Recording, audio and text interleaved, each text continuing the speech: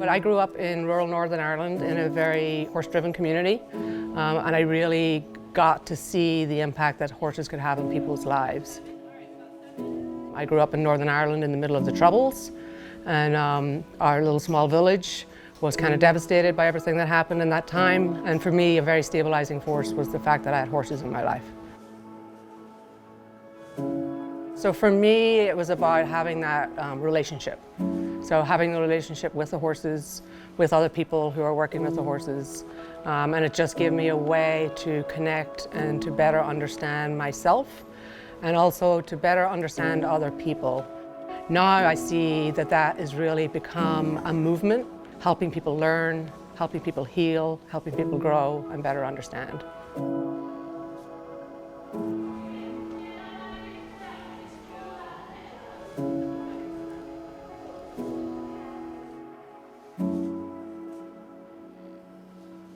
My name is Susan Littlefield. I'm a mom of 3 kids, 2 of which have learning challenges. I was driving by Misty Meadows and it said equine assisted learning, and I thought, what is that? And I started going further into it, and it's completely described my child. It was like, oh wow, do you really? I mean, horses for attention deficit? How does that work? Okay, when you're ready, feet underneath your seat. I think I've been working with Liam since the fall of this past year. He is 100% able-bodied and working on sequentially staying focused in what he's doing and staying present, in being more grounded in himself. Okay, do you think you can do it? So over to that way. Go ahead and ask him to trot, and we're going to trot around today. Mom, watch this. Okay, go ahead and trot around, meet me at A. Part of attention deficit is not being able to read other people's reactions, because with a learning challenge, you may not be able to be in that present moment with another person. You may be 3 steps behind and still catching up. And so there's a lot of frustration with relationships for kids, especially on the playground, you know, so. Yeah, I have an eye patch now. Does this look cool? Oh no, that's gonna hurt. But does it look cool, Elise? Yeah. Oh, it looks super painful for your eye. And I find this with a lot of kids. You know, there's a lot of things that we ask them to do all day long that's external, you know, and they have to do and they have to see and they have to look and they have to pay attention. And, you know, we get on and we get a moment to just and take a deep breath and leave our day behind.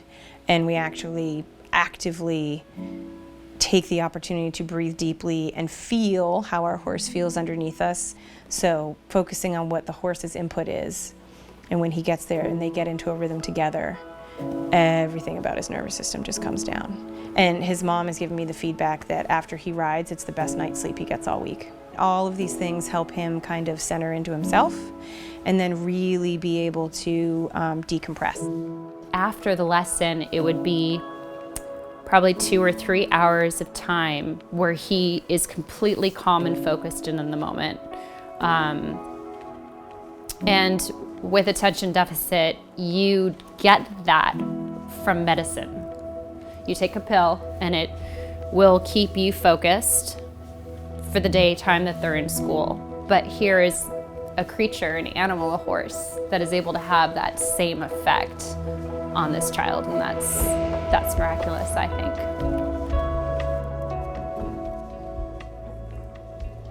So a lot of our clients come and do therapeutic riding, which is really beneficial for people with either physical, mental, or emotional challenges.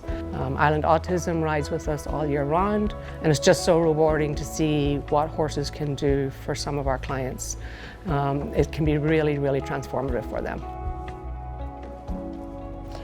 Maggie first started volunteering for us, coming with Island Autism Group on one of the days. And in the beginning, I wasn't sure what what she wanted to do there and what she could do, because she didn't really talk about her challenges at all. Nobody was really talking about it. So I reached out to her mom. I was like, okay, tell me, what can she do? And her mother said she can do anything. And I was like, okay, that's all I needed to know. This summer, she's been volunteering with us in our programs, in all parts of the programs, pretty much every day. And that woman, she's not even a woman. She acts like a woman sometimes because she's so mature. She has been amazing. I like it in the summer when we're busy because there's like tons of things that you can do and like help out with.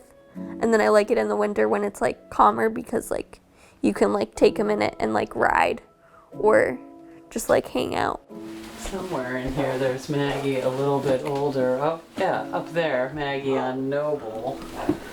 That's kind of like her favorite horse. And that's Maggie when she was 3, she says, right? I've been working with Maggie for a little over a year, and Maggie had an interest in learning more about dressage. She's ridden most of her life, I believe, from a young age. She is at a point where she is interested in expanding her skills and abilities to communicate on a deeper level. She's a lovely balanced rider, and she's now a younger teenager who can conceptualize more complicated concepts. So it's been fun. And we'll need spice over by the mounting block. Spice. Here is a mirror. I wish I had a smaller mirror, but I don't. He's looking at himself, okay? Now you're gonna move the stick while looking in the mirror. Like what way? Any way you want other than into the mirror. Okay. Beat me. Okay. I'm gonna give you a little rest. While you're walking, you're gonna imagine that you're still looking in the mirror, okay? The brain can't tell the difference between a really good image and reality, so we can use a mirror to trick the brain into seeing ourselves symmetrical. Because riders often are asymmetrical and they want to feel more symmetrical. That's the whole deal with riding, is to be equal on left and right. Now we're going to hold the purple ball with both hands. Yep, and now you're going to move the purple ball just like in the mirror. So I've been doing this for many, many years, but it's a way that we can reprogram our own brain. Yeah. Okay, as you're walking, can you imagine what you saw in the mirror? Great.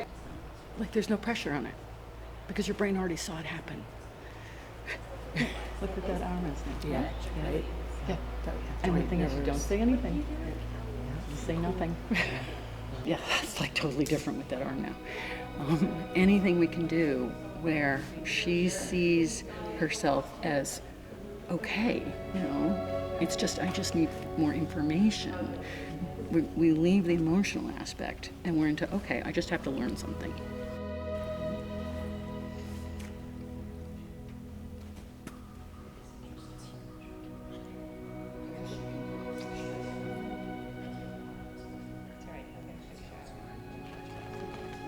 How'd that feel?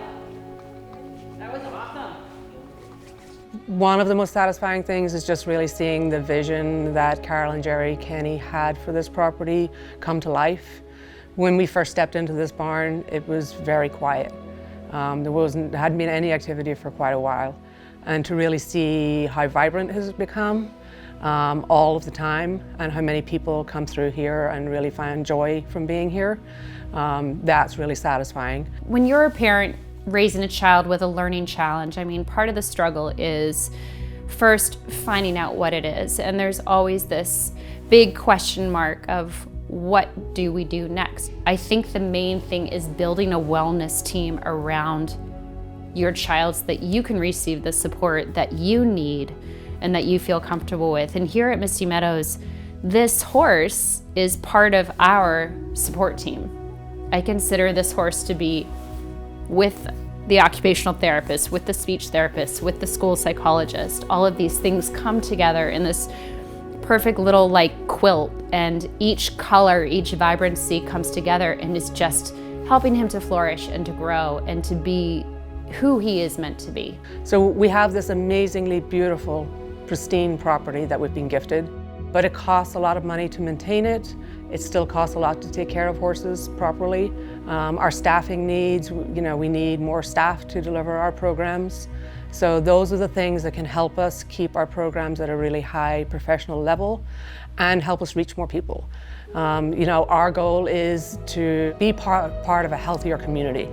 So if we're helping people deal with some of their challenges and becoming stronger and healthier individuals, it's going to be better for our community at large. Our mission is to provide a nurturing environment where horses and humans work together to transform lives. Our programs and our services are for all ages and abilities. And one of the things that we really work towards is this being an inclusive environment. So no matter who walks in the door, we don't separate things depending on their ability or some challenges they might be having. We just try to determine what extra support an individual might need and really encourage that. So that's in our staffing model, that's in our programs, and also with our horses.